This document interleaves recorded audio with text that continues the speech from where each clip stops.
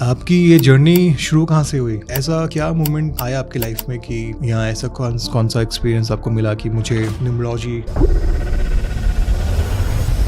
इस अकल्ट की दुनिया में पैर रखना है और लोगों की हेल्प करनी है? अगर मैं नंबर साइंस बोलूँगी, ये प्योरली साइंस है कि आप अगर एक नंबर को लेके पैदा हो गए, अगर आप उस नंबर के अकॉर्डिंग जिंदगी में चले तो दुख तो आएंगे लेकिन सुख बहुत सारे आएंगे। तो ये बताओ मैम, हम न्यूमरोलॉजी को लेके किसी की ओवर थिंकिंग को कैसे कम कर सकते हैं? कोई रेमेडी या फिर कोई एक्सरसाइज हो जहाँ पे वो उस चीज़ को करे और उसको बहुत बेटर फील हो? तो ये नंबर्स क्या करते हैं, आपकी जिंदगी में किसी भी चीज़ की अगर कमी है तो वो किसी नंबर्स की वजह से कमी है, जिस वजह से आपको ये सब दिक्कतें आ रही हैं। तो इसमें कोई आप अपने क्लाइंट्स को जो आप कोई रेमेडी देते हो ओवर थिंकिंग की, थोड़ा शेयर करो। ओम नमः शिवाय के चैंटिंग में बहुत बड़ी ताकत होती है, क्योंकि वहाँ पे थर्ड आई होती है और थर्ड आई का मतलब ही होता है ब्रेन पे काम करना। तो आपको क्या लगता है लाइफ में एक इंसान के लिए रिलेशनशिप इंपॉर्टेंट होने चाहिए?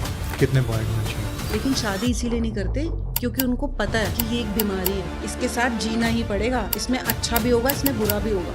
कि कर्म और ये हमारा किस्मत जो बोलते हैं, डेस्टिनी बोलते हैं, इसका क्या कनेक्शन है? तो ये मैनिफेस्टेशन है। लोग क्या करते हैं, अंदर से डाउट रखते हैं और ऊपर से पर्चे चपका देते हैं कमरे में।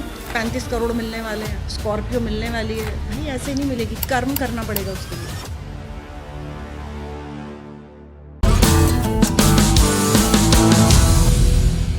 Welcome to another episode of growing with in. आज हमारे साथ एक ऐसी पर्सनालिटी है जो नंबर्स को एक नए नज़रिए से देखती हैं, गायत्री शर्मा। न्यूमरोलॉजी का जो साइंस है वो कहता है कि नंबर सिर्फ गिनतियाँ नहीं होती, बल्कि ये हमारी ज़िंदगी के हिडन पैटर्न्स और एनर्जीज़ को रिवील करते हैं। गायत्री मैम एक एक्सपीरियंस न्यूमरोलॉजिस्ट हैं जो हमें समझाएंगी कि नंबर्स हमारी पर्सनालिटी, हमारे चैलेंजेस और इवन मेंटल हेल्थ को इन्फ्लुएंस करते हैं। आज हम जानेंगे कि न्यूमरोलॉजी के ज़रिए हम अपने आप को कैसे बेटर डायरेक्शन में डाल सकते हैं, कैसे ज़िंदगी के डिसीजंस और पावरफुल बना सकते हैं। चलिए शुरू करते हैं आज का episode. Thank you so much ma'am, आपने टाइम निकाला और आप हमारे पॉडकास्ट पे आए। और इतने टाइम से हम आपसे 2 साल लगभग बात कर रहे हैं और आज हमें मौका मिला है आपको आमने सामने बैठ के हम लाइफ की न्यूमरोलॉजी की बातें करेंगे और मेंटल हेल्थ से कनेक्ट करेंगे। Thank you so much for coming ma'am. Thank you so much सार्थक। मैं खुद बहुत एक्साइटेड थी तुम्हारे पॉडकास्ट में आने के लिए और मुझे मौका दिया तुमने, तो थैंक यू। तो मुझे तुम्हें बोलना चाहिए कि शायद मेरे थ्रू लोगों को कुछ अवेयरनेस मिलेगी और ज़्यादा से ज़्यादा लोगों को सच्चाई समझ में आएगी कि ये साइंस, एस्ट्रोलॉजी साइंस क्या है। जी, चलो सीधा मैं आपसे सवालों पे आता हूँ। आपकी ये जर्नी शुरू कहाँ से हुई?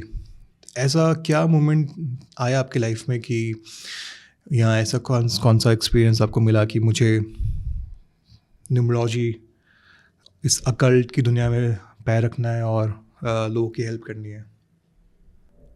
एक्चुअली इससे पहले ना मेरी एक स्टार्टिंग की जर्नी बहुत पेनफुल रही है जी। सो उस जर्नी में मैं आगे ना बहुत मैनिफेस्टेशन के साथ बढ़ी, बहुत पॉजिटिविटी के साथ बढ़ी, चाहे जो भी स्ट्रगल था। तो मुझे लगा कि मुझे दुख क्यों नहीं होता किसी चीज़ का। कोई जा रहा है, कोई आ रहा है, नीचे गिर रहे हैं, ऊपर हो रहे हैं, तो मुझे लगा यार ये क्या है मेरे साथ। तो जैसे जैसे मैं पंडितों से मिलने लगी, मुझे पता नहीं, मुझे लगा क्रेविंग हो गई मुझे कि यार अरे वो पंडित बहुत अच्छा है। मैंने कहा चलो यार अपने बारे में पूछते, भाई मुझे चुभता क्यों नहीं है। तो मैंने कहा यार ये क्या चक्कर है। तो ऐसे ही मैं कुछ टाइम तक सर्च करती रही कि मुझे समझ नहीं आ रहा था, लेकिन मुझे ना वो अवेयरनेस नहीं मिल रही थी कि भाई नहीं तू गलत बोल रहा है, अभी भी तू पूरा सच नहीं बोल रहा। तो एक दिन मेरी लाइफ में एक इंसान आए जो अब नहीं है। मैं बात करूँगी 17-18 साल पहले की। तो उन्होंने मुझे बोला कि बेटा हम दुनिया में ना एक नंबर लेके पैदा होते हैं और वो जो नंबर है ना वो आपको आपके कर्मों से मिलता है, आपके अच्छे कर्म, आपके बुरे कर्म, और एक इंसान को अच्छा बुरा दोनों मिलेगा एक जर्नी में। तो बेटा अगर आप कुछ करना चाहते हो तो आप एस्ट्रोलॉजी करने लग जाओ। तो मैंने उनसे बोला कि उसके बाद क्या होगा। कहते हैं आपने कभी ईश्वर को देखा है कि आप उनको याद करते हो तो क्या होता है? तो मैंने बोला क्या होता है? कहते याद का उल्टा दया होती है ना। तो एस्ट्रोलॉजी के थ्रू आप लोगों को ठीक करोगे, लोग आपको बोलेंगे गॉड ब्लेस यू मैम, मज़ा आ गया, आपकी वजह से मैं ठीक हो गया, यानी कि दया मिलनी शुरू हो गई। और क्योंकि हम कहते हैं हर इंसान में भगवान होता है, तो अगर इंसान ने बोल दिया गॉड ब्लेस यू तो दया होनी शुरू हो गई, क्योंकि भगवान खुद तो आते नहीं हैं, वो तो ना जरिया बनाते हैं। तो उस दिन मुझे समझ में आ गया कि मुझे इस लाइन में जाना है और मुझे लोगों को ठीक करना है। तो मैम जब आपने उस इंसान से मिले जो जहाँ पे आपको अपने सवालों का जवाब नहीं मिला और फिर आपने कोशिश करी कि मैं खुद ढूंढना चाहूँ, तो यूजुअली हर इंसान के माइंडसेट में पहला सवाल ये आता है कि भाई ये अंधविश्वास है या फिर कोई इसके पीछे लॉजिक है या कोई साइंस है। तो आई एम श्योर आपने भी कहीं ना कहीं दिमाग में आपके आया होगा। तो मेरे व्यूअर्स को बताओ कि एग्जैक्टली न्यूमरोलॉजी की बात करेंगे, ये काम करती कैसे है और ये अंधविश्वास से कितना दूर है? नंबर साइंस कोई अंधविश्वास तो है ही नहीं। पहली बात, जब मुझे पता चला ना कि मुझे क्या करना है, मुझे वैदिक करना है, मुझे नंबर साइंस करनी है या मुझे टैरो करना है, तो मैंने नंबर साइंस चुनी। और मैंने अपने पास्ट के प्रेजेंट के सारे नंबर्स के ऊपर ना पढ़ाई करना शुरू कर दी खुद ही। मेरे को मज़ा आने लग गया। डेट ऑफ बर्थ बताना, डेट ऑफ बर्थ बताना। मैंने कहा ये इंसान ऐसा, ये इंसान ऐसा, मतलब मुझे लगा कि ये इतनी बड़ी साइंस है। देखो मैजिक कैसे होता है? मैजिक होता है आपके इंट्यूशन में। इंट्यूशन आपकी उस टाइम पे क्या आ रही है किसी की प्रिडिक्शंस में, लेकिन बेसिकली जो, अगर मैं नंबर साइंस बोलूँगी, ये प्योरली साइंस है कि आप अगर एक नंबर को लेके पैदा हो गए, अगर आप उस नंबर के अकॉर्डिंग ज़िंदगी में चले तो दुख तो आएंगे लेकिन सुख बहुत सारे आएंगे, क्योंकि आपको पाथ पता चल जाएगा कि भाई मैं क्यों पैदा हुआ हूँ। जैसे मुझे पता चला कि मैं लोगों को ठीक करने के लिए पैदा हुई हूँ, अब भैया मुझे कोई ज़रिया तो ढूंढना पड़ेगा कि मैं कैसे ठीक करूँगी। तो मैं नंबर साइंस के थ्रू लोगों को बहुत अच्छा करियर गाइडेंस और रिलेशनशिप गाइडेंस दे पाती हूँ। तो ये एक साइंस है। मैजिक तो आपके इंट्यूशन में होता है। तो आपने आपके बचपन में, चाइल्डहुड डेज में, आपको ये स्पिरिचुअलिटी, रिलीजियस की बातें करें या रिलीजन की बातें करें, इनका कॉन्सेप्ट क्लियर था आपको? मेरे को बचपन से ना मतलब दुख बताने की आदत नहीं थी कि मेरा बचपन में अच्छा नहीं गया, मेरी जवानी अच्छी नहीं गई। सो मुझे लगा यार कि किसी को दुख बताने से होगा क्या, ठीक तो हो नहीं जाएगा। तो मुझे लगा कि कृष्णा जी से मैंने बातें करनी शुरू कर दी थी, कन्हैया जी से। तो मुझे लगा कि ये हैं जो बदल सकते हैं। इंसान तो आपको नहीं बदल सकता, आपके दुख को नहीं बदल सकता। तो मुझे लगा यार दुख में मज़ा नहीं है। अगर आप भगवान को हर रोज़ ग्रैटिट्यूड देते हो, आपको जितना मर्जी तकलीफ हो रही है और आप फिर भी कहते हो कोई नहीं मेरे हिस्से का होगा, कोई बात नहीं देख लेंगे कब तक होगा, कभी तो कुछ अच्छा ही करोगे क्योंकि मुझे पता ही अच्छा ही होना है। तो ये एक मैनिफेस्टेशन थी जो ऑटोमेटिकली हो रही थी बचपन से मेरे साथ। वाह जी। तो मैम अगर जैसे आई एम श्योर इतने सारे क्लाइंट से आप मिलते हो और आपकी कैसी कोशिश रहती है, कोई इंसान अगर अपनी मेंटल इश्यूज़ लेके आ रहा है, अपने अपने प्रॉब्लम्स लेके आ रहा है कि मैम मुझे एंग्जाइटी बहुत फील हो रही है और मुझे लगता है कि मैं शायद डिप्रेशन की तरफ जा रहा हूँ, तो इसमें आपका विजडम उसकी कैसे हेल्प कर सकता है? देखो जब कोई अननोन इंसान आपके पास आता है और मैं उसको नहीं जानती वो किस देश से मुझे कॉल कर रहा है या कहाँ से कॉल कर रहा है, तो जब मैं उसके जीवन की कुछ बिना बताए सच बातें बताऊंगी तो उसका बिलीव हो जाएगा मेरे ऊपर कि भाई ये इंसान कैसे जानता है मेरे बारे में, मैंने तो कुछ नहीं बताया, सिर्फ एक डेट ऑफ बर्थ बताई है। अब जब उस इंसान का विश्वास मुझ पर हो जाएगा कि हाँ यार बिना बताए अगर ये इंसान मुझे अपना सच बता रहा है, तो उसको पता चल जाएगा कि ये औरत मेरी एंजाइटी भी ठीक कर सकती है। तो वो मेरे दिए हुए पाथ पे चलना शुरू कर देता है। वो 2 दिन में भी मुझसे बात कर सकता है, वो हर हफ्ते मुझसे बात कर सकता है, उसको समझ में आ जाता है कि मैं डॉक्टर को तो अब पैसे नहीं दूंगा, अब मुझे गायत्री जी से बात करनी है और आप बताओ कि क्या करना है। तो मेरा काम होता है और मुझे ऐसे लगता है कि ऊपर वाला मुझे गाइड करता है कि इस इंसान को अब आगे कैसे चलना है।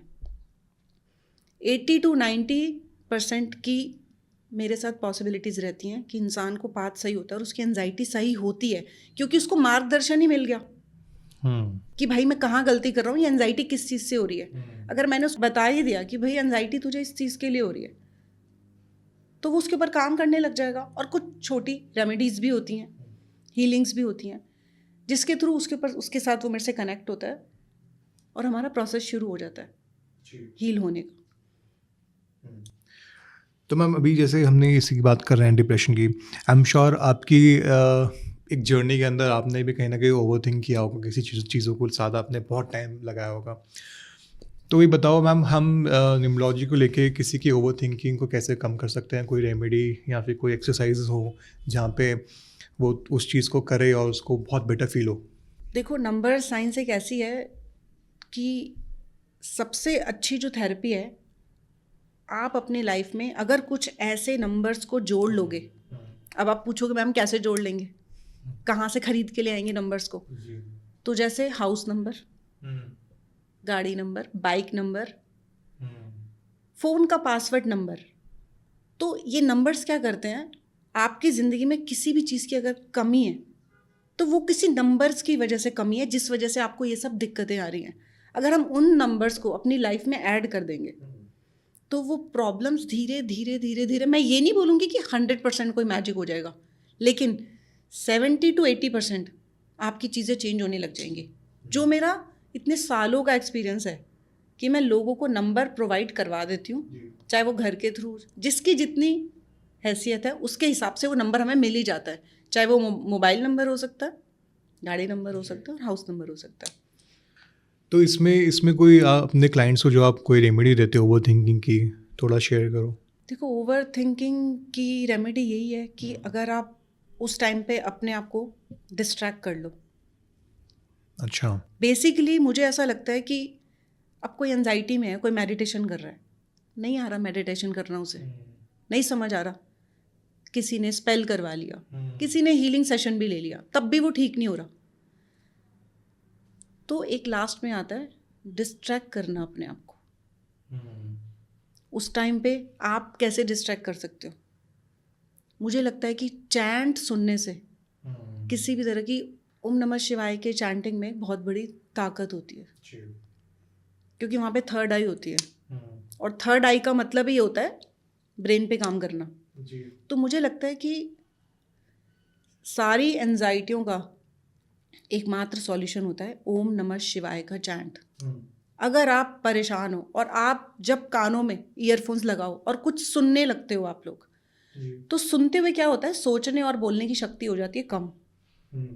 तो जो हम 100% एंजाइटी और ओवर थिंकिंग कर रहे थे, वो हमारी हो जाएगी 50%, क्योंकि हम डिस्ट्रैक्ट हो गए, अब माइंड कम चलेगा। तो शुरुआत तो इसी से करनी चाहिए कि जब आप ओवर एंजाइटी में हो, आप अपने आप को बिजी करो, डिस्ट्रैक्ट करो और ओम नमः शिवाय का चैंट सुनो।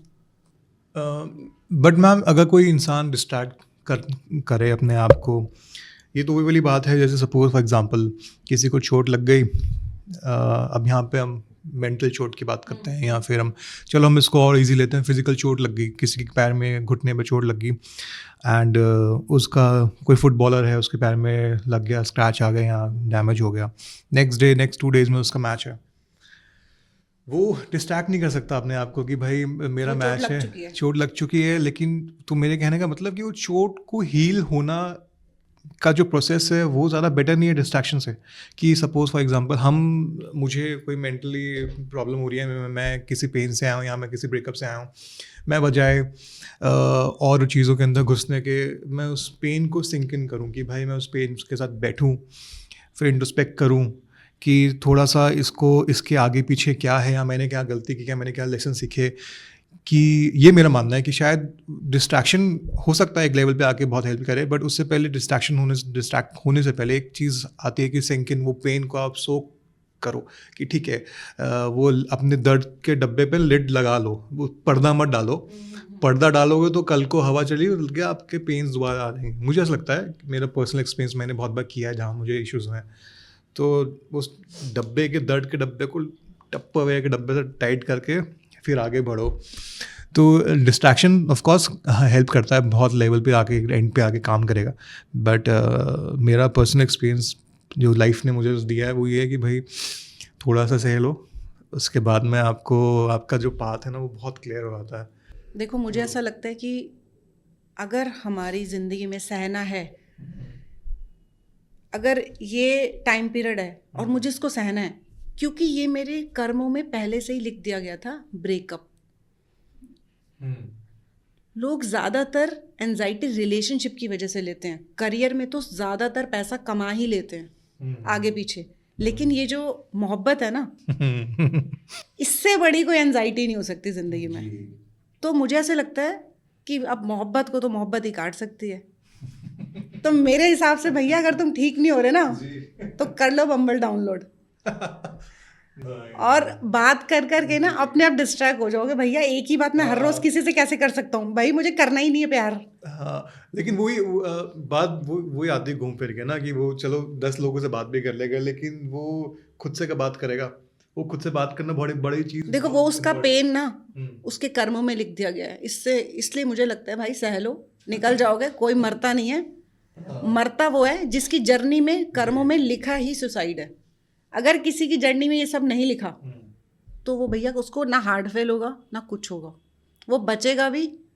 तो मुझे लगता है सहन करो और अपने आप को डिस्ट्रैक्ट करो। तो आपको क्या लगता है लाइफ में एक इंसान के लिए रिलेशनशिप इम्पोर्टेंट होने चाहिए? कितने पॉइंट होने चाहिए? मुझे लगता है कि रिलेशनशिप, देखो ज़रूरत है इंसान की, ज़रूरत है सिर्फ एक रिलेशनशिप इंसान की। मुझे तो लगता है देखो पैसा बहुत ज़रूरी है ज़िंदगी में। पैसा होगा ना तो आप रिलेशनशिप सब चीज़ें आपके साथ रहेंगी। मैं ये नहीं बोलूँगी कि प्योर रिलेशनशिप नहीं होते, इसीलिए ना आजकल के बच्चे शादी ही नहीं करते। ऐसा तो नहीं उनको प्यार नहीं होता एक दूसरे से, लेकिन शादी इसीलिए नहीं करते क्योंकि उनको पता है कि ये एक बीमारी है, इसके साथ जीना ही पड़ेगा, इसमें अच्छा भी होगा इसमें बुरा भी होगा। सेम रिलेशनशिप है भाई, तुम्हें पता है हर रोज़ वो तुम्हें हिंट दे रहा है कि मैं कैसा हूँ, भाई समझो ना, वो तुम्हें रोज़ हिंट देता है कि भाई तुम मुझे 100% दे रहे हो, मैं तुम्हें 50% दे रहा हूँ। क्यों दे रहे हो भाई 100%? एंजाइटी किसको होती है? जो 100% देता है। जो 50% देता है ना उसको कोई एंजाइटी नहीं होती, वो निकल जाता अपना आराम से। तो मुझे लगता है यार 50 दो ना, कोई तुम्हें 50 दे रहा है, काहे को बह रहे हो यार। जी आप ओशो के कितने बड़े फ़ैन हो? ओशो आपने बहुत पढ़ा है, मैंने सुना है। ओशो कहते हैं कि उनका कि भाई सिंपल सा कि भाई क्या रखा है कल में, है ना, वो उनकी बातों को जो एक हम समराइज़ करते हैं कि जो कुछ है आज में है, 4 दिन की ज़िंदगी, है ना। तो आपकी बात सही है, पैसा बहुत इम्पोर्टेंट है, बट देखो मेरे हिसाब से मुझे ऐसा लगता है कि भाई कोई इंसान जब दुनिया को छोड़ता है तो उसके पास कुछ भी नहीं हो, वो किसी को नहीं पता कुछ है क्या है। कोई कैसे बड़ा सा बड़ा को बिठा दो, नो वन विल मतलब गेट दैट कि भाई होता क्या है लाइफ के बाद में। बट मेरा ये मानना है कि पैसा इंपॉर्टेंट है, ऑनेस्टली बहुत इंपॉर्टेंट है। आप बहुत चीज़ें अपनी डिज़ायर्स पूरे कर सकते हो, लेकिन दुनिया में ऐसे लाखों लोग भी हैं जो शायद ये बोलेंगे कि हम वो पैसा उसके साथ शेयर करें जो हमारी जर्नी में साथ चलना चाहे। तो अब जैसे अभी आपने शादी की बात करी, वो करेंगे कि बहुत बहुत इंटरेस्टिंग टॉपिक है, उसमें बात करेंगे। मैं आपसे अभी हमने कर्मों की बात करना चाहूँगा कि कर्म और ये हमारा किस्मत जो बोलते हैं, डेस्टिनी बोलते हैं, इसका क्या कनेक्शन है? क्योंकि कई बार आपने देखा होगा कि बहुत लोग बहुत साल से एक चीज़ के पीछे पड़े हुए हैं, बहुत मेहनत करते हैं, कोई सरकारी नौकरी की तैयारी कर रहा है, बिल्कुल गेट पे पहुंच गया है कि भाई तोड़ना चाहते हैं कि हमें एंट्री कर दो, पर लेकिन रह जाते हैं कोई छोटे मार्क्स से, कोई शायद एग्ज़ाम सेंटर नहीं पहुंच पा रहा इतनी मेहनत करने के बाद। तो ये किस्मत और कर्म का कनेक्शन कैसा है? क्यों लोग बार बार एक लेवल पे आके फेल हो जाते हैं? देखो कर्म सबसे ऊपर है, ये नहीं कि मैंने इस जन्म में तो कुछ करा ही नहीं, ये मेरे साथ क्यों हो रहा है। भाई इस जन्म में नहीं किया तो क्यों हो रहा है तेरे साथ ऐसा? कर्म है भटकना और कर्म है फल खाना, दोनों तरह के कर्म है। ठीक है। ठीक है, तो पहली बात तो पास्ट लाइफ होती है, ये मेरे खुद का एक्सपीरियंस है। मेरा भी क्वेश्चन था, भाई मेरे साथ ये क्यों हो रहा है? तो मुझे कुछ अवेयरनेस हुई, मैंने देखा कि मेरे साथ भाई मैंने पिछले जन्म में क्या क्या करा। मैंने कहा यार मैंने तो बड़े भाले चुभाए हैं भैया, लेकिन एक एज तक, एक सर्टन एज तक। उसके बाद मेरी मृत्यु हो गई, तो सर्टन एज तक का दुख तो मुझे लेना ही पड़ेगा। तो अब लोग कहते हैं कि उसने मुझे ऐसा करा, मैं तो ऐसा करूँगा। भाई तू पहले भी ऐसा ही कर रहा था, तभी तो आज तेरे को ये सब मिल रहा है। सबसे बड़ी बात है कि इंसान कहता है एक चांटा दो चांटे, उसको ये, और मैंने पता है इस जन्म में क्या किया, एक चांटा चले जाओ, खा लिया ना चले जाओ, अब तुम्हारी बारी। तो जितने लोगों ने चांटे मारे हैं ना एक 33 की एज तक, मैं बता नहीं सकती कि मैं उन लोगों से ना इतने ज़्यादा लेवल पे ऊपर उठ चुकी हूँ। और अब मेरे बच्चे मुझसे पूछते हैं कि मम्मा ये कैसे करते हो? मैंने कहा बेटा यही तो तुम्हें पता नहीं है कि मैं ये नहीं कहती कि तुम दूसरे गाल को आगे कर दो, पर तुम वहाँ से निकल लो। अब जवाब है ना, ये तुम्हारे कर्म देने वाले हैं। तो आज मैं एक ऐसे लेवल पे इसलिए पहुँची हूँ कि मैंने चांटे का जवाब चांटे से नहीं दिया। मैंने बोला जा यार तू खुश रह, अब तेरी बारी नहीं, अब मेरी बारी है बेटा। वाह, मजा आ गया। तो चांटे तो पड़ते हैं देखो, लेकिन किसी को हाथ से पड़ते हैं, किसी को कर्मों से पड़ते हैं। मतलब एक लेवल तक आके आपको अपने कर्मों की बाल्टी उठानी पड़ेगी, चाहे कितनी हैवी हो, चाहे कितनी हल्की हो। एक दिन में कम से कम 50 क्लाइंट्स अटेंड करती हूँ। उस 50 में से 40 जने तो मेरे हिसाब से चलेंगे ही चलेंगे ना। ठीक है। और 40 जनों में से 30 जने तो मुझे बोल के जाएंगे कि मैम मज़ा आ गया या गॉड ब्लेस यू, कि हमें अपना पाथ पता चल गया। तो ये क्या है, अगर आपको किसी ने बोल दिया गॉड ब्लेस यू तो मतलब जी। तो प्लैनेटरी पोजीशंस कितनी हेल्प करती हैं फिर, मतलब किसी का मेंटल स्टेट बेटर करने में? बहुत बहुत बहुत हेल्प करती है कि अगर आप एक नंबर के साथ पैदा हो गए और उस नंबर के हिसाब से आप जीवन में चल दिए, ठीक है, तो वो प्लैनेट्स ही तो है जो आपको ऐसा नंबर्स के अकॉर्डिंग बनाते हैं। अब मेरा एक नंबर है जिस वजह से मेरी भगवान ने मुझे इतनी सुंदर पर्सनालिटी दी। मैं ये क्यों बोलूँ कि भाई मेरा बचपन खराब कर दिया, मैं बोलूँगी भाई इतनी सुंदर पर्सनालिटी दे दी, ऊपर वाले ने इतना ज्ञान दे दिया। क्यों? क्योंकि मेरा नंबर ही ऐसा है। अब मुझे जिस दिन पता चल गया यार मुझे तो ये काम करना है, इस काम में तो मैंने बाजा फाड़ देना है, तो मैं बाजा फाड़ रही हूँ भाई। तो ऐसे ही मैं बोलती हूँ कि अवेयरनेस है, नंबर साइंस एक अवेयरनेस है, इससे आप अपने कर्मों को बदल सकते हो। तो आपके हिसाब से देखो यूट्यूब पर ना हज़ारों वीडियोस हैं जहाँ पे लोग न्यूमरोलॉजी लेके बैठे हैं। कोई कहता है यहाँ नंबर लिख लो, कोई कहता है यहाँ नंबर लिख लो, कुछ होगा, पैर के नीचे नंबर लिख लो। ठीक है, एक सबकी एक बाउंड्री बनी हुई है। तो आपके हिसाब से बेस्ट नंबर क्या है, कौन सा है वो, जिस मतलब मैं वो नहीं जानना चाहता कि क्या क्वालिटी है, बट आपके हिसाब से वो कि उसको कहीं भी डाल दो, वो फिर वो आलू है बेसिकली वो नंबर सब में बन जाएगा वो। देखो मैं स्ट्रगल की और लक और अनलक की बात नहीं करती। मेरे लिए जो मेरा बेस्ट नंबर है ना वो नंबर 9 है। 9 नंबर। लोग 5 को 6 को नंबर्स को बहुत प्रायोरिटी देते हैं।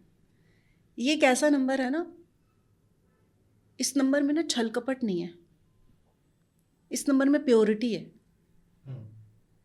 ये एक छोटा बच्चा है, जैसे लोग 5 नंबर को बोलते हैं छोटा बच्चा है, मुझे नहीं लगता। मुझे लगता है कि 9 नंबर इतना प्यारा नंबर है कि अगर आपने इसको मोल्ड करके सही डायरेक्शन दे दिया ना कि ऐसे कर ले, तो ये पता है क्या करेगा, ये बिलीव करेगा। अगर वो उस इंसान को जानता होगा ना तो वो बिलीव करेगा और अपने वो पेरेंट्स की सेवा करेगा, बिल्कुल भी चीटिंग नहीं करेगा। मैं ये नहीं कहती 100% होगा। अब ये 9 नंबर कहाँ से आ रहा है, चाहे वो रूट नंबर से आ रहा है, चाहे वो डेस्टिनी नंबर से आ रहा है। अगर ये 9 नंबर आपको ज़िंदगी में मिल गया, आपको मैं बोलती हूँ कि कर्म, ये कर्म का नंबर है। अगर आपको एक टाइम तक कर्म दुख दे सकता है, लेकिन एक टाइम पे आपको इतना अच्छा दे देगा कि आप बोलोगे यार क्या है। तो मेरे लिए तो number 9 is a very very pure number. और इस साल 9 नंबर भी है। इस साल 9 नंबर है। क्यों लोगों को अच्छा मिल रहा है इस साल, क्यों हर जगह यूट्यूब पे आ रहा है, अरे इस साल ये हो जाएगा, ये 3 नंबर के साथ ऐसा हो जाएगा, 6 नंबर के साथ ऐसा हो जाएगा। हाँ, बाकी नंबर्स के साथ क्यों अच्छा हो रहा है फिर? बाकी नंबर्स के साथ क्यों अच्छा हो रहा है? क्योंकि 9 नंबर है ही प्योरिटी का। तो अगर हम 9 नंबर को किसी के साथ कंपैटिबिलिटी टेस्ट करते हैं तो 9 नंबर कहीं भी एडजस्ट हो सकता है। अच्छा, 9 नंबर कहीं भी एडजस्ट हो सकता है। लोग कहते हैं 5 नंबर एडजस्ट हो, 5 नंबर तो एडजस्ट हो ही नहीं सकता। 5 नंबर तो हठी है, जिद्दी है। वो तो कहेगा नहीं भैया मैं तो यही करूँगा, मेरी मर्जी। 5 नंबर लाडला होता है तो वो बिगड़ा होता है। तो इसमें जैसे आपने 9 और 5 की बात कर रहे हो, तो ये डेस्टिनी नंबर सबका टोटल करके आज जो आता है, हाँ, एक रूट नंबर होता है जो बर्थ नंबर हो जो गया, बर्थ नंबर हो गया। अब है आपका डेस्टिनी नंबर जो सबका ऐड करके, जो सबका ऐड करके तो अगर निकलेगा। हम आपकी जिंदगी डेस्टिनी पे चलती है, रूट पे कभी नहीं चलती। अच्छा, आपकी जिंदगी की जो सच्चाई है ना वो डेस्टिनी बताता है आपको। ओके, रूट नंबर तो सिर्फ क्या बोलेंगे, 3 नंबर वाले लोग ऐसे होते हैं, 4 नंबर वाले लोग ऐसे कैरेक्टर होते हैं। बदल जाएगा एक तरीके का, बट वो लाइफ पाथ उसका, उससे हम डायरेक्ट कर सकते हैं। मैं 3 नंबर हूँ तो मेरी पर्सनैलिटी 3 नंबर जैसी है। हाइट हो गई, पर्सनैलिटी हो गई, ब्रॉडनेस हो गई, ज्ञान हो गया। तो कहते हैं ऐसे लोगों को ज्ञान पेलना बहुत अच्छा आता है। भाई ज्ञान नहीं देते वो लोग सच बोल देते हैं बस, तो उन लोगों को वो ज्ञान लगने लग जाता है। जी, अब जैसे मेरा रूट नंबर या फिर वो बोलो मेरा 4 है, बट मेरा डेस्टिनी नंबर जो आप कह रहे हो वो 9 है। देखो तभी मैं तुम्हारे शो पर बैठी हूँ और मैं किसी के शो पे नहीं गई। देखा, ये मेरा कनेक्शन ऑटोमेटिकली बनता है नंबर 9 से। जैसे मेरी डॉटर है, वो 19 है तो 1 के साथ 9 है, तो उसका और मेरा जो बॉन्ड है ना वो पास्ट लाइफ का ही लगता है मुझे। जैसे मेरा बेटा 5 नंबर है तो मुझे दूर से देख के मम्मा खुश है, मम्मा ठीक है, लाइव कर रही हैं चलो। और मेरी बेटी दवाई खा ली, ये कैल्शियम रखा है, ये मल्टीविटामिन्स रखे हैं, ये पानी के साथ ले लेना। तो ये जो नंबर है ना ये केयरिंग नंबर है। और नंबर 5 देखता है यार मम्मी क्रेडिट कार्ड दे दूंगा, अरे आप इंजॉय करो, आएगा एक बार किस करके चला जाएगा। प्यार वो भी बहुत करता है, लेकिन मैं आपको एक वो बता रही हूँ कि कंसर्न कितना रहता है। तो ये बहुत प्योरिटी का नंबर है। तो देखो तुम प्योर हो, इसीलिए मैं तुम्हारे साथ बैठी हूँ। Thank you. अच्छा, ये हम अगर मैनिफेस्टेशन की बात करें, बहुत लोग मैनिफेस्ट करते हैं कई महीनों से, कई सालों से करते रहते हैं, लेकिन एक लेवल तक आके वो कंप्लीट नहीं हो पाता। तो आपका क्या कहना है कि इस प्रोसेस को वो कैसे सक्सेसफुल बना सकते हैं मैनिफेस्टेशन को? हम अगर वो कुछ गलत करते हैं या क्या तरीके होने चाहिए मैनिफेस्ट करने के लिए? देखो लोग ना आजकल यूट्यूब से निकालते हैं और सिलसिला चालू कर देते हैं, मेरा घर ऐसा, मेरी गाड़ी, मेरा यूपीएससी निकल जाए, मतलब चालू है, ये बॉयफ्रेंड वापस आ जाए, ये मैनिफेस्टेशन चल रही है। लेकिन कहीं ना कहीं मैनिफेस्टेशन चलती है, ये मैंने अपने खुद का अनुभव देखा है बचपन से। जैसे मेरे को कोई पूछता था ना यार कैसे सरवाइव करेगी, मैंने कहा यार सरवाइव करेंगे यार, काम करेंगे, कमाएंगे यार, सरवाइव कर लेंगे। तो कहते आगे जाके अरे यार हो जाएगा, घर भी ले लेंगे, गाड़ी भी ले लेंगे, बच्चे भी हो जाएंगे शायद। भाई तेरे तो पेरेंट्स ही नहीं है। मैंने कहा पेरेंट्स नहीं तो क्या हो गया यार, सबका हो जाता है, मेरा तो बहुत अच्छा लिखा हुआ है ऊपर वाले ने। तो कहते पता नहीं ये पागल है लड़की। तो मैंने कहा चलो भैया पागलपन में जी लेते हैं। तो मैनिफेस्टेशन का मतलब होता है किसी भी चीज़ को जी लो।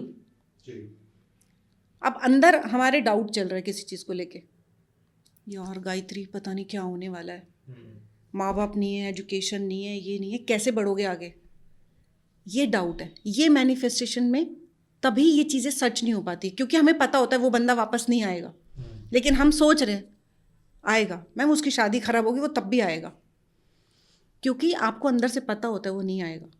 तो मैनिफेस्टेशन का मतलब होता है प्योरिटी। किसी भी चीज़ को प्योरिटी से लो और उसको जी लो, हो ही जाएगा, वो तो है ही, मिलना ही है। तो ये मैनिफेस्टेशन है। लोग क्या करते हैं अंदर से डाउट रखते हैं और ऊपर से पर्चे चपका देते हैं कमरे में, 35 करोड़ मिलने वाले हैं।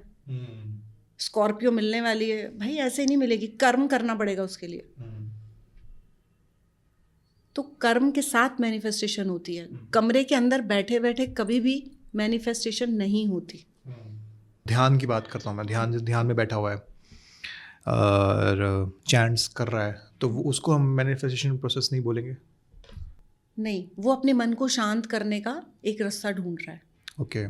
चैंट कभी भी मैनिफेस्टेशन नहीं होती। चैंट आपका इनर पावर प्योर करने के लिए होती है। ठीक है, ठीक है। जैसे हम डिटॉक्स करते हैं ना बॉडी के लिए, ऐसे ही चैंट होती है जो आपके मन को सरल बना देती है कि नहीं यार, भगवान को याद कर लेते हैं और भगवान फिर दया करने लग जाते हैं।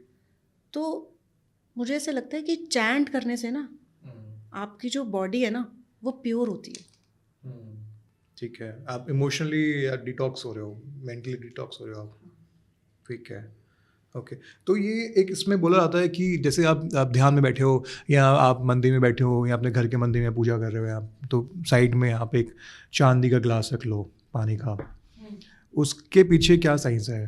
देखो चांदी क्या है, चांदी ठंडा बोला जाता है चांदी को, कि मन शांत हो जाएगा। मून मेडिटेशन कर लेते हैं, जैसे बोलते हैं कि चांद की रोशनी में मेडिटेशन करो। मैं भी बोलती हूँ कि अगर आपको ओम नमः शिवाय का जाप करना है ना, तो डायरेक्ट ये मन का उपाय है।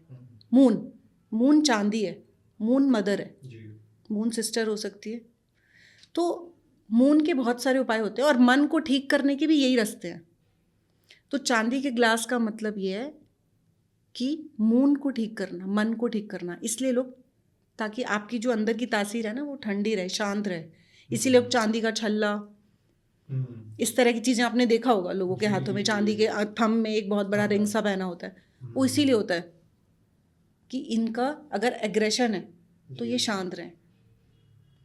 लोग अपने क्रिस्टल्स भी चार्ज करते हैं फुल मून में। वो भी बहुत एक आज के टाइम पे और बहुत लोग पहनते हैं। तो क्रिस्टल्स भी हमारी कहीं ना कहीं डायरेक्शंस में चूज़ करने की में हेल्प करते हैं। देखो मुझे ऐसे लगता है कि मैं ना थोड़ा साइंस में ज़्यादा बिलीव करती हूँ, मैजिक में भी करती हूँ, पर मेरा थोड़ा सा है, मैं थोड़ा साइंस में बिलीव करती हूँ। किसी चीज़ को मैंने पहना और अब मैंने पहनते ही सोच लिया अब तो चेंज हो जाएगा, अब तो चेंज हो जाएगा, अब तो फॉर्च्यूनर आ रही है, अब तो बस पायरेट ले लिया मैंने, अब बस पैसे हाँ, पैसे ही पैसे आ रहे हैं। तो मुझे लगता है ये आपका माइंड सेट होता है, जो स्विच करने के लिए आपको एक टूल मिल जाता है, किक मिलती है, जैसे किक मिलती है। तो मुझे लगता है कि ये टूल ना पहन लेना चाहिए। अगर आपका मन उस चीज़ पे इतना बिलीव कर देता है, ये होती है मैनिफेस्टेशन, कि पहनते ही ना चेंज हो जाएगा। ऑप्टिमिस्टिक जोन में आप चले जाते हो कि भाई अगर कोई इंसान बड़ा नेगेटिव सोच रहा है, उसको हम बोल देंगे यार तू ये कुछ करके पहन के देख, छल्ला पहन ले कोई भी स्पेसिफिकली, तो उसके दिमाग में वो लगेगा कि हाँ चलो ठीक है, कुछ ना से बेटर कुछ है, मैं आगे सोचता हूँ। मुझे लगता है उसको एक किक मिल जाती है और वो भरोसा कर लेता है कि भैया इस इंसान ने मुझे ये दिया ना, अब तो कोई रोक ही नहीं सकता। तो वो कर्म करने शुरू कर देता है अपने पहनते ही। अरे अब कल से देखो मैम पता नहीं क्या हो गया, मैं ऐसा करने लग गया हूँ, मैं ऐसा करने लग गया हूँ। क्योंकि माइंड सेट चेंज करती हैं चीज़ें, ये साइंस है कि अंगूठी पहनते ही अचानक क्या हो जाता है इंसान को। काम करती हैं चीज़ें, मैं ये नहीं कहती कि काम नहीं करती, लेकिन मुझे लगता है कि बिलीफ सिस्टम ज़्यादा काम करता है।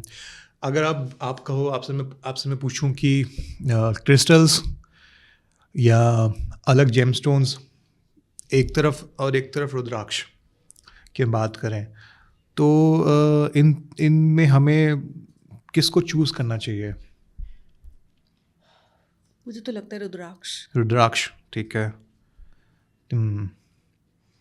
लगता है रुद्राक्ष एक इतना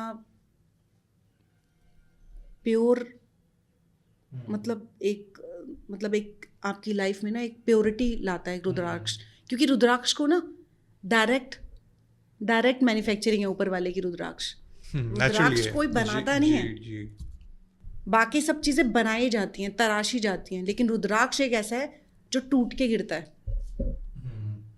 तो मुझे लगता है कि वो चीज़ आपको ज़्यादा चेंज करती है। इसमें एक सवाल मेरा और भी आता है कि जैसे अभी हम बात कर रहे हैं, किसी को किक देने की बात कर रहे हैं, जब जब इंसान लॉस फील करता है, ठीक है, जब जब अंदर से वो डिस्कनेक्टेड फील करता है अपने आप से, तो हम और आप लोग उसको स्पिरिचुअल प्रैक्टिसेस के ज़रिए उसका बैलेंस कैसे ठीक कर सकते हैं हम, मेंटल बैलेंस? स्पिरिचुअलिटी के ज़रिए हाँ। देखो, मुझे लगता है कि सतयुग की शुरुआत हो चुकी है। पहले के लोग इतना स्पिरिचुअलिटी में नहीं जाते थे। आप देखते थे कितने ही दूर एक मंदिर होता था और कितने ही भीड़ होती थी मंदिर में। आज के टाइम में बच्चे से लेके बूढ़े तक इंसान मेडिटेशन, योगा, पूजा, वृंदावन, केदारनाथ, इतनी भीड़ कभी भी नहीं थी। जब मैं छोटी थी इतनी भीड़ कभी नहीं होती थी। लेकिन आज आप जाओ, इस चीज़ की ना शुरुआत हो चुकी है नए युग की। मैं ये नहीं कहती कि कर्म बुराइयां नहीं है, बुराइयां हैं, लेकिन इतनी ज़्यादा एनवायरनमेंट में स्पिरिचुअलिटी है कि मुझे लगता है कि लोग ना आने वाले टाइम में बहुत बदलने वाले हैं, क्योंकि उनकी आस्था बढ़ने वाली है ऊपर वाले के लिए। और भगवान होता है, और भगवान को मानना और जानना दोनों बातें अलग है। तो कई लोग मानते तो हैं कि भगवान है, लेकिन जानते नहीं है, इसीलिए उनको फल नहीं मिल पा रहा। मंदिर जाना है, होकर आ गए। अरे मंदिर क्यों जाना है भाई, किस लिए जाना है? तो जब तक जानो तो सही मंदिर जाके कि वो क्या है, उनकी जर्नी कैसी रही है। देखो, कर्मों से कोई नहीं बच सकता। कृष्ण भगवान बच गए थे, पैदा कहाँ हुए, कहाँ से कहाँ पहुँचे। राधा से प्यार किया तो जर्नी अलग हो गई, बांसुरी से प्यार किया तो राधा ने ले ली। एंड में तीर चुभ के बहुत पेनफुल प्रोसेस से गए वो। इसका मतलब जब भगवान ही कर्मों से नहीं बच सकता तो हम कैसे बच सकते हैं? तो भाई अपने हिस्से के कर्मों को ठीक करो, और अगर कोई दुख मिल भी रहा है ना तो उसमें ऊपर वाले का सिमरन करो कि भाई कोई बात नहीं, दे दिया, कोई बात नहीं, मेरे हिस्से का है, मैं इससे निकल जाऊंगा, मैं इससे निकल जाऊंगा और मैं कुछ ना कुछ कर ही लूँगा ज़िंदगी में। और मैं जिस दिन आपको ये मानने से जानने तक पहुँच गए, समझ लेना आपकी डेस्टिनी चेंज हो गई। ये आपने बहुत खूबसूरत बात बोली कि कर्मों से कोई बच नहीं सकता। कोई इंसान दिहाड़ी के दिन के 500 रुपये कमा रहा है, या कोई इंसान दिन का 5 लाख कमा रहा है या 5 करोड़ कमा रहा है, सबका साइकिल सेम है। सबकी साइकिल में हवा उनके कर्मों के हिसाब से है। वो एक टाइम पे आके पंक्चर भी होएगी, एक टाइम पे आके रिफिल भी होएगी। आज जो 200 रुपये रोज़ के कमा रहा है वो कल 500 रुपये भी रोज़ के कमा रहा है। लेकिन अगर उसने 200 रुपये पर ही छोड़ दिया तो गया। और अगर उसने जर्नी की, नहीं मैं तो 1 घंटा और काम करूँगा, तो उसकी जर्नी बढ़ेगी ही बढ़ेगी। तो कर्म तो ज़िंदगी में मुझे लगता है कि सबसे, और मैंने ज़िंदगी में बचपन से लेके ना बस इसी को छोड़ा नहीं है शायद, क्योंकि मुझे पता था मैं कर्म करूँगी और भगवान को जानूँगी, और वही होता चला गया। 3 नंबर के एक खासियत और मेरे को पता चल गई, आप बड़े ऑप्टिमिस्टिक हो। आप हर चीज़ को पॉजिटिव लेते हो कि मैं ज़रूरी नहीं है कि प्रॉब्लम आ रही है, प्रॉब्लम को हम कैसे अपॉर्चुनिटी बना के उसमें से निकल सकते हैं। लेकिन ऐसा हर कोई नहीं होता, ठीक है? तो इसमें कई लोग होते हैं सेल्फ डाउट में रहते हैं कि हमें अपना पोटेंशियल उनको रियलाइज़ नहीं होता, अपनी जर्नी का एक वो कहते हैं लाइफ पर्पस नहीं समझ आता कि हम क्या कर रहे हैं। काफ़ी लोग एक ही साइकिल में स्टक हैं कि वही जॉब्स हैं उनके पास में, या वो उनको चेंज करना है, चेंज नहीं कर पा रहे, या फिर उनको कुछ कोई और एडवेंचरस लाइफ में कुछ स्टेप इन करना है। वो उनके पास प्लान है कि हमें ऐसे ऐसे इसको यहाँ पे, इसको वहाँ, उसको ये, लेकिन वो कर नहीं पा रहे। तो उनको आप क्या सजेस्ट करोगे कि वो कैसे अपनी एक बक्से से दूसरे बक्से में स्टेप करें? देखो, मैं यहाँ पर बोलूँगी ये भी एक नंबर साइंस है। अच्छा। कि एक नंबर ऐसा होता है जो फटाफट स्विच करता है, और एक नंबर ऐसा होता है जो 10 साल तक एक ही कंपनी में रहता है। अच्छा। तो ऐसे लोगों के लिए मैं बैठी हूँ, या मेरे जैसे हो सकता है और भी लोग बैठे हों, फिलहाल तो मैं अपने आप को ही जानती हूँ। तो जो लोग स्टक हैं अपनी ज़िंदगी में, तो वो मुझसे बात कर सकते हैं, क्योंकि देखो भगवान खुद नहीं आता, भगवान जरिया बनाता है किसी को। अब एकदम से आप दोस्तों से बात कर लोगे, भाई उसे क्या पता तुम्हारी जर्नी कैसी है, वो एक आइडिया दे देगा, मास्टर्स कर लो, CS कर लो, IT में चले जाओ। तो मुझे ऐसा लगता है कि अगर कोई इंसान स्टक है तो उसको इस साइंस की हेल्प लेने की बहुत बहुत ज़रूरत है। देखो आप बिना हेल्प के, बिना टूल के आगे नहीं बढ़ सकते हो। तो मुझे लगता है कि भाई दुनिया में इतनी सारी एस्ट्रोलॉजिकली साइंस है, भाई यूज़ करो ना। करोड़ों अरबों रुपए की आपका जीवन है, आप कुछ 2-4 हज़ार रुपए खर्च करके ले लो एक अवेयरनेस। कितना आसान है ना जानना कि यार मैं क्यों पैदा हुआ हूँ, यही तो जानना है, और इस पाथ पे क्यों अटका हुआ हूँ। क्योंकि उनको पता ही नहीं लाइफ में करना क्या है, क्योंकि मम्मी का मन है ये कर लेते हैं, पापा का मन है ये कर लेते हैं। अब 5 नंबर तुम कह रहे हो ना, 5 नंबर हटी, मैं क्यों करूँ, मैं तो यही करूँगा। लेकिन अगर उसको आप प्यार से समझा दो कि नहीं बेटा यहाँ पे पैसा बहुत है, जैसे उसको तुमने डायरेक्शन दी ना, बेटा यहाँ से तुम पैसा बहुत कमाओ, अरे वो सोचेगा ही समझेगा नहीं, वो कूद जाएगा उसमें। तो मुझे लगता है लोगों को एस्ट्रोलॉजी यूज़ करनी चाहिए। ये एक भगवान का दिया हुआ ऐसा टूल है जहाँ पर बहुत साइंस है और कुछ मैजिक है। अभी हमने थोड़े पहले शादी की बात आपने टच किया था। उसमें एक चीज़ पूछना चाहूँगा मैं कि आई एम श्योर आपके पास में दिन के 50-100 क्लाइंट्स में से मेजॉरिटी क्लाइंट्स का यही सवाल होता होगा कि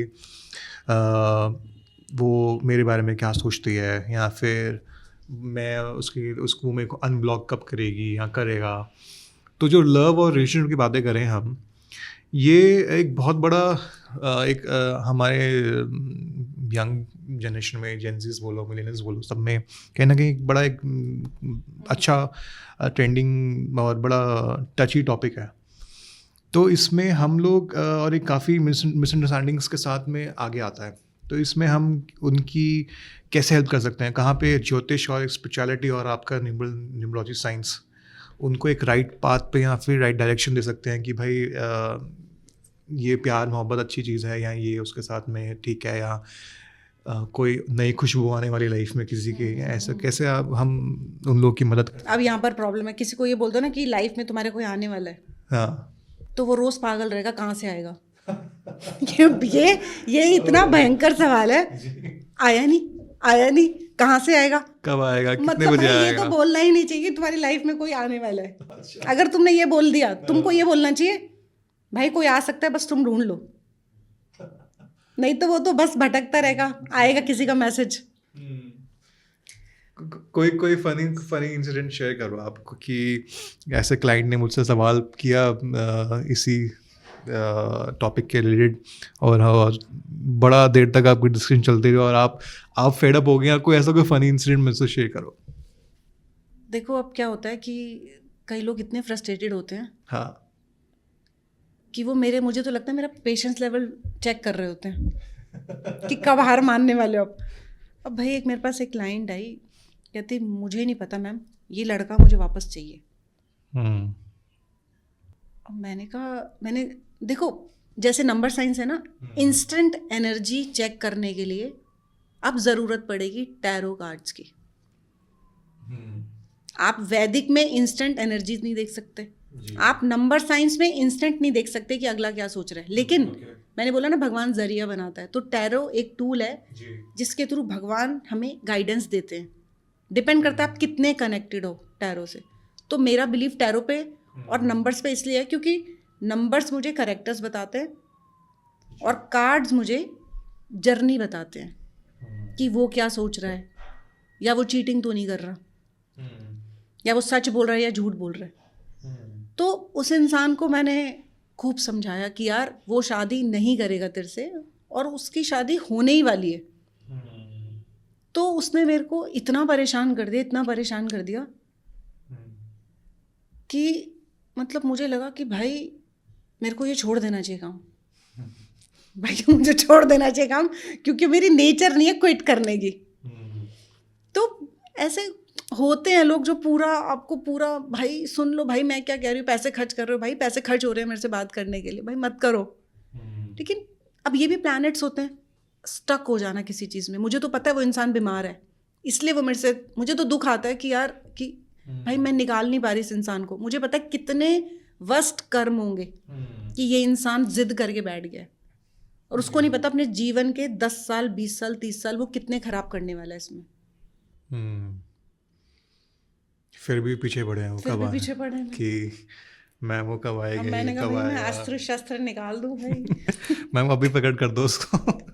अभी वो अभी टोपी से निकालो उसको कि भाई हाँ। भाई मेरे को ये समझ में आ गया, इश्क से इंसान नहीं बच सकता। लेकिन आप सोचिए, देखो ना कितना मतलब कितना उस इंसान के लिए, अगर हम उसके हिसाब से भी सोचें तो उसके लिए एक बहुत कितना पेनफुल प्रोसेस होगा। हाँ कि अगर मैं किसी के साथ में हूँ और मैं कंफर्टेबल नहीं हूँ, मुझे कोई और मतलब मैं डिज़र्व करता हूँ, या कोई भी इंसान, तो प्रॉब्लम उसके लिए होती है। लेकिन हाँ, एक लेवल तक आके हीलर को भी दिक्कत होती है, जो आपने शेयर किया कि यार ठीक है। देखो जब तक आप सरेंडर नहीं करोगे ना, हाँ, तब तक हीलिंग नहीं होगी। आपको खाली होना पड़ेगा कुछ भरने के लिए। तो आप खाली हो जाओगे तो मैं भर दूंगी। जी, आप अटक जाओगे तो ऊपर वाला भी आ जाएगा ना, कहेगा बेटा ये कर्मों का फल है, ले ले इसको तू आराम से। बहुत बहुत बहुत ही बढ़िया बात बोली है। वो कुछ पाने के लिए कुछ आपके पास होना तो चाहिए, उसको एक्सेप्ट करने के लिए। अगर आप वो आपके सारी टेबल भरी पड़ी है तो आप रखोगे यहाँ पे कुछ चीज़ एक्स्ट्रा। अच्छा, मुझे बताओ कि हवन करते हैं लोग घर में, और मंदिरों में हवन करवाते हैं, तो मंत्र हवन ये किसी की मेंटल हेल्थ को बैलेंस करने में कितना इम्पैक्टफुल है, और मंत्रों का हमारी लाइफ में कितना बड़ा रोल है? देखो मंत्र तो बहुत बड़ा रोल है मंत्र का।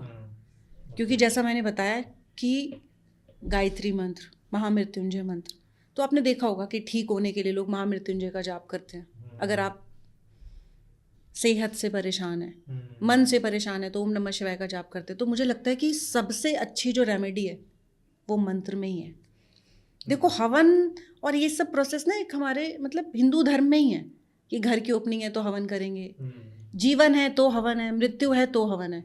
हवन तो आप समझो कि एक शुद्धि के लिए होता है। हवन शुद्धि का कारण है, और मंत्र अपने जीवन को सरल करने का उपाय है। जैसे किसी ने बोला पुखराज पहन लो, साइंस है पुखराज पहन लो। भाई सूर्य देव सामने बैठे हुए हैं, गेहूं तुम्हारे सामने है, ये सब पुखराज के उपाय हैं, ये सब सूर्य के उपाय हैं। भाई सूर्य की आराधना कर लो, रोज सुबह दिखते हैं, खड़े हो जाओ, ग्रैटिट्यूड दे दो, गलतियों की माफ़ी मांग लो, सामने है वो। तो एक वही है जो हमें दिखते हैं, सूरज और चंद्रमा, उसके अलावा तो कोई हमें दिखता ही नहीं कि कौन है। तो मुझे लगता है अगर आप डायरेक्ट इस तरह की रेमेडी, डायरेक्ट मंत्र करते हो, तो मुझे लगता है ये बहुत बड़ी पावरफुल रेमेडी है जो आपकी लाइफ को चेंज करेगी ही करेगी। मैंने बोला ना, ऊपर वाले को याद करोगे तो वो दया ज़रूर करेगा। तो मेरे लिए मंत्र तो सबसे ऊपर है। तो मैम आपके पर्सनल एक्सपीरियंस की हम बात करें तो आपको क्या लगता है कि आज के टाइम पे ये मेंटल हेल्थ इतना मतलब हर किसी को, अब जैसे धीरे धीरे लोग आ रहे हैं बाहर, ओपन अप होते हैं, एक वो जो एक टैबू था, स्टिग्मा था, वो थोड़ा थोड़ा ब्रेक हो रहा है। तो ये इतना हम बात करें तो आजकल ये प्रॉब्लम्स आ क्यों रही हैं मेंटल हेल्थ की? लोग इतने परेशान क्यों होते हैं? देखो मैंने तुम्हें बताया ना, 80% तो मोहब्बत से ही परेशान है लोग, और 20% करियर से।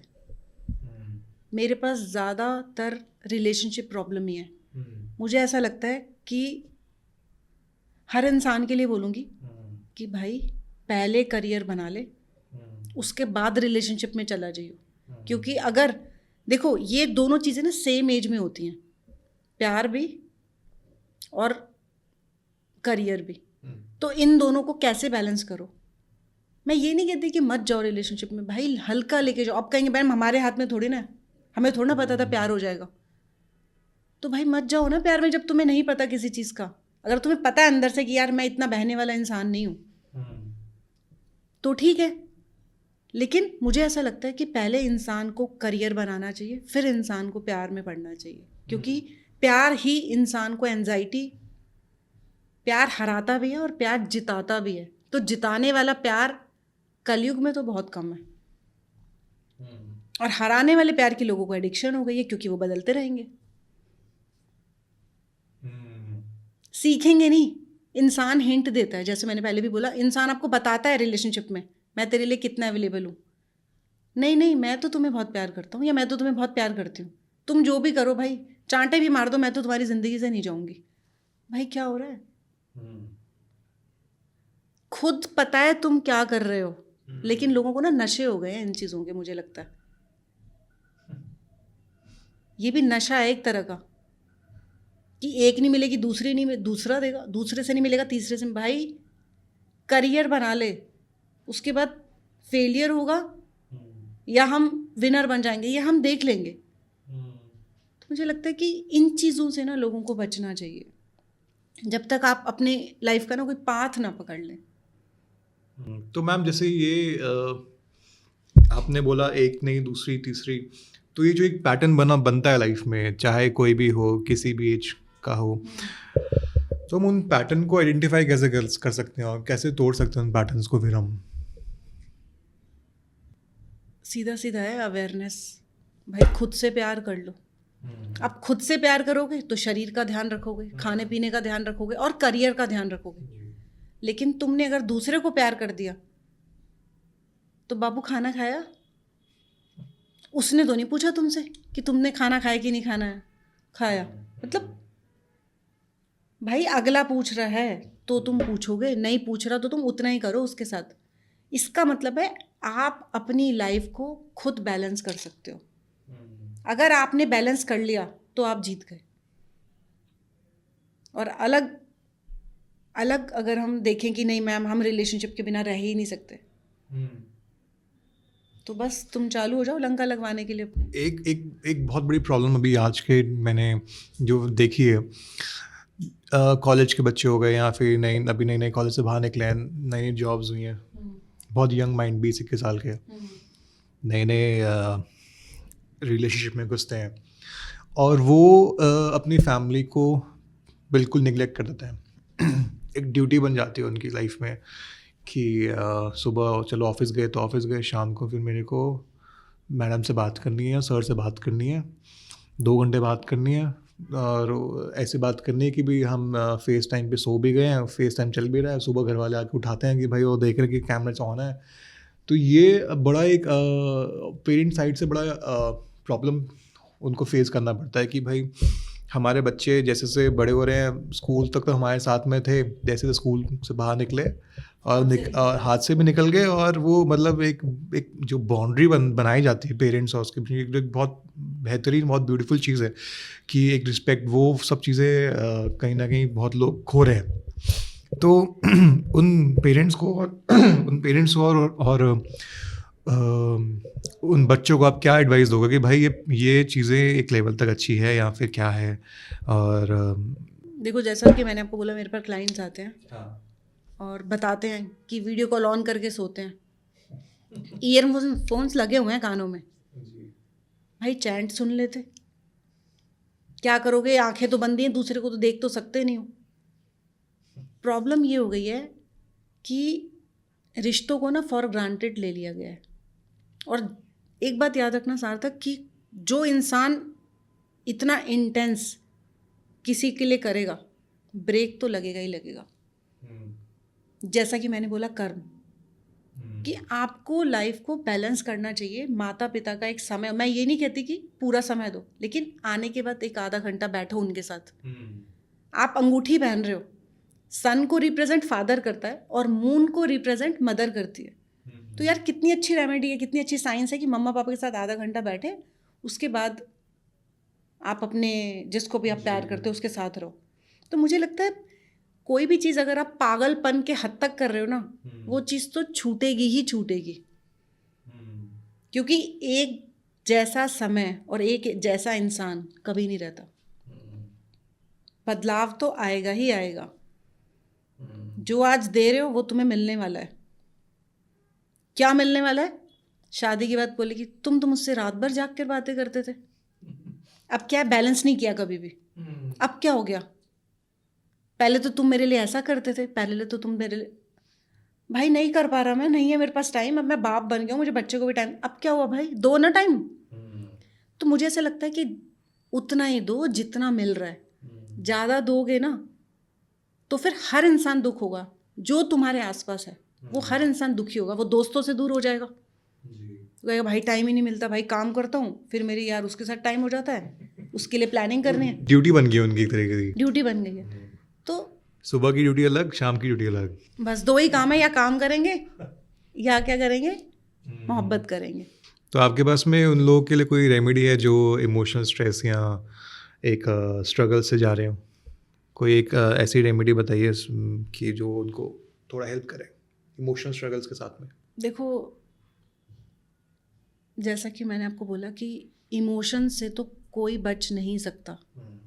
टूल आपके हाथ में ही है कि कितना नमक डालना है सब्जी में या कितनी मिर्च डालनी है। आप चाहो तो डब्बे को, कई लोग आपने मसाला देखोगे ऐसे ऐसे डालते हैं डब्बे से, हमेशा तेज़ हो जाएगा, और कई लोग बहुत सिस्टमेटिक चम्मच से डालते हैं। तो भाई सही तरीका ले लो ना, चम्मच से डालो ना, डब्बा ही क्यों सीधा डाल रहे हो। इसका मतलब मैं यही बोलूँगी कि रेमेडीज़ होती हैं, लेकिन रेमेडीज़ भी तब काम करती हैं अवेयरनेस के साथ, और जो आपके अंदर ही है, आपके अंदर ही मैजिक है, पर आप बस उसको जान नहीं रहे, मान नहीं रहे। जैसे भगवान आपके अंदर ही है, पर आप जानो तो सही, आप खुद एंजाइटी में हो तो आप उस ईश्वर को तंग कर रहे हो। तो आप उस ईश्वर को प्यार करो ना, जिसने आपको इतना सुंदर खूबसूरत बनाया है। तो जब आप प्यार करोगे तो खुद से प्यार करोगे, क्योंकि भगवान तो हमारे अंदर ही है, जैसा कि हम बचपन से सुनते आए हैं। ट्रू। अभी मैं आपसे एक कॉन्ट्रोवर्शियल सवाल पूछना चाहता हूँ शादी के बारे में। मेरे पास आया था, मैं पूछता हूँ आपसे कि शादी के बाद एक इंसान के लिए अपनी इंडिविजुअलिटी कॉम्प्रोमाइज़ करना ज़रूरी है या फिर दोनों पार्टनर्स का बैलेंस पॉसिबल है इसमें?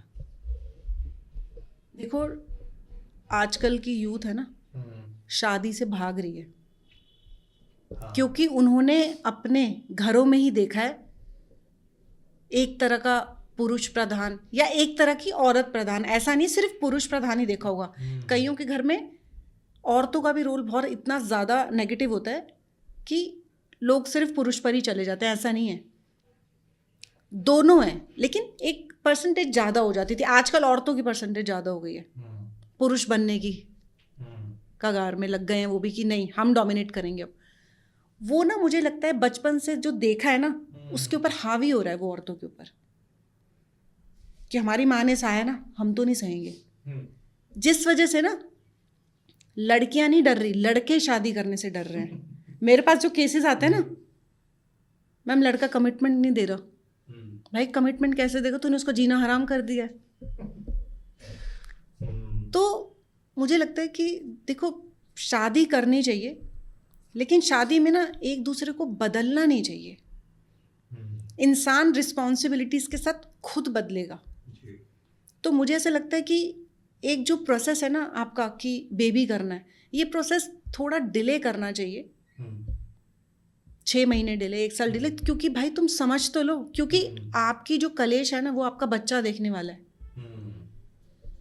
तो मुझे लगता है कि शादी करो भाई, पर समझ के करो, पहले दोस्ती करो। और शादी खराब इसीलिए होती है क्योंकि ज़बान और कंट्रोल, ये 2 चीज़ें आपकी शादी खराब करते हैं।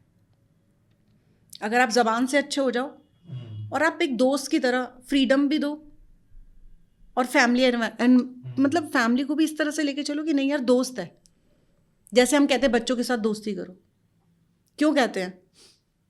क्योंकि बच्चे बुढ़ापे का सहारा है, उनसे हम दोस्ती कर सकते हैं। भाई पार्टनर्स भी तो बुढ़ापे का सहारा हैं, उनको क्यों डोमिनेट कर रहे हैं हम?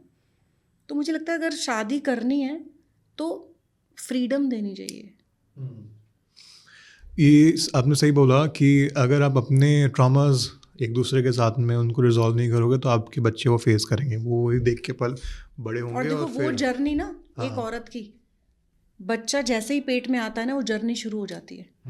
अब वो कहता है उसे थोड़ा ना सुनाई दे रहा है, उसे सब सुनाई दे रहा है। आप देखना, कभी भी ऐसे एनवायरनमेंट में बच्चा होगा ना, या तो वो बहुत बीमार रहेगा या वो बहुत ज़्यादा मैच्योर बच्चा पैदा होगा। आप कभी भी देखना, जितनी आप मैंने रिसर्च की है, मतलब मैंने काफ़ी पॉसिबिलिटीज़ देखी हैं।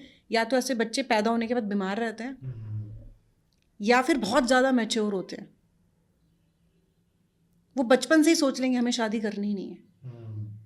तभी पहले के लोगों को बोला जाता था अच्छी सी फ़ोटो लगाओ, कृष्ण भगवान की फ़ोटो लगाओ, चैंट सुनो, अच्छे मन से खाना खाओ। क्यों? ताकि वो अंदर जो जाए तो चीज़ें पॉजिटिव हो। वाह जी। अब जैसे भी आपने बात करा शादी के बारे में, तो जैसे आज के टाइम में डाइवोर्स रेट्स बहुत ज़्यादा हो गए हैं, ठीक है। आप देखते हो कि तुरंत शादी हुई है और 1 साल के 1.5 साल में ही डाइवोर्स हो गया, और कई केसेस ऐसे भी हैं कि भाई 10 साल हो गए फिर डाइवोर्स हो गया।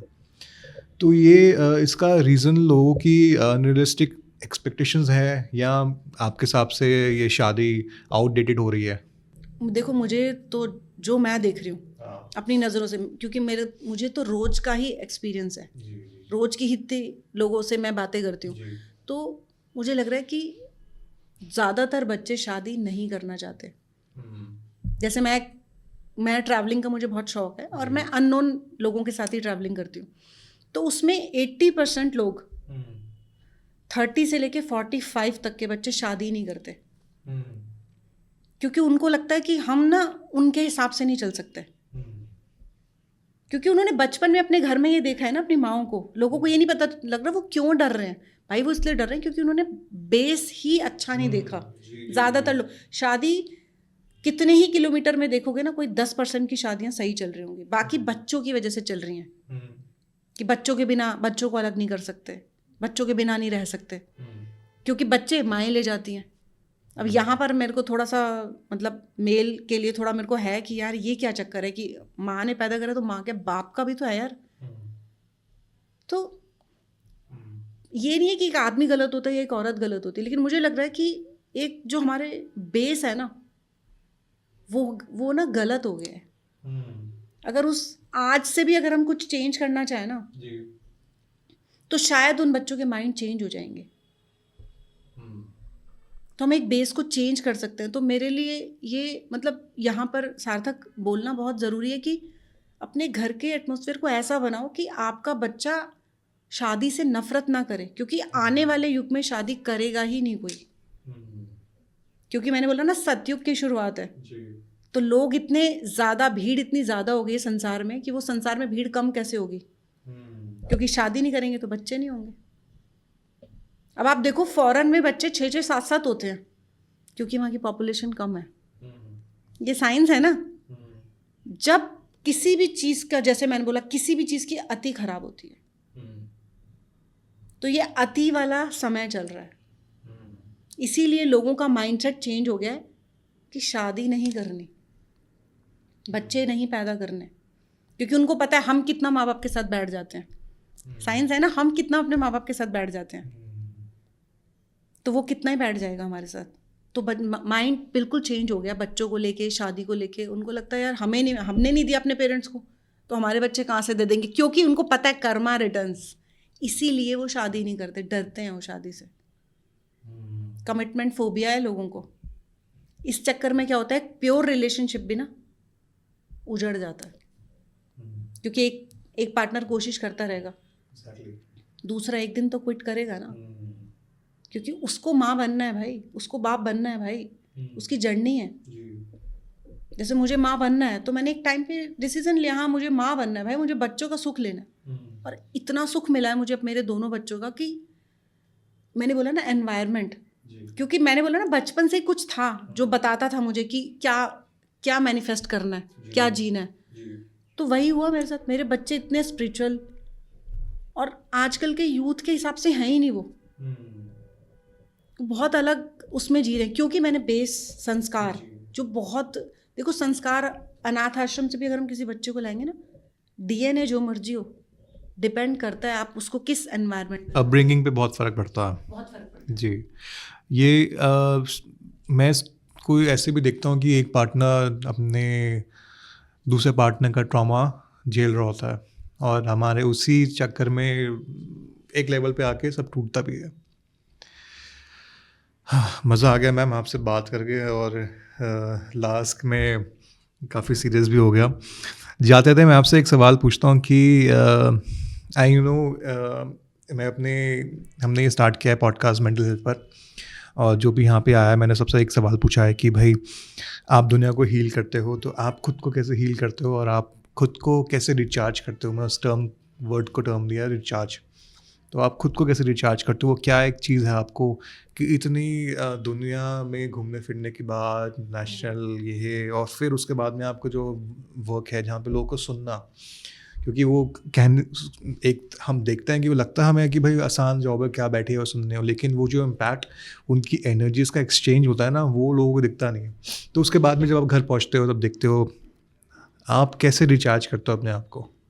देखो, मेरा रिचार्ज होने का एक तरीका है कि मेरे 2 बच्चे, एक मेरे इस हाथ पे आ जाए, एक मेरे इस हाथ पे आ जाए, बड़े बड़े बच्चे हैं, तो मतलब इस कंधे पे सोए और इस कंधे पे सोए, और मैं फिर उनके कंधों पे सर रख के सोऊं। और उसके बाद मेरे कृष्णा जी, कन्हैया जी, जिन्होंने बचपन से ही बचाया मुझे, तो वो एक टाइम पीरियड ऐसा होता है कि लड्डू गोपाल जी भी बच्चे ही हैं और मेरे दोनों बच्चे, मतलब ये 3 चीज़ें मेरी लाइफ में ऐसी हैं, मुझे किसी मेडिटेशन की ज़रूरत नहीं है।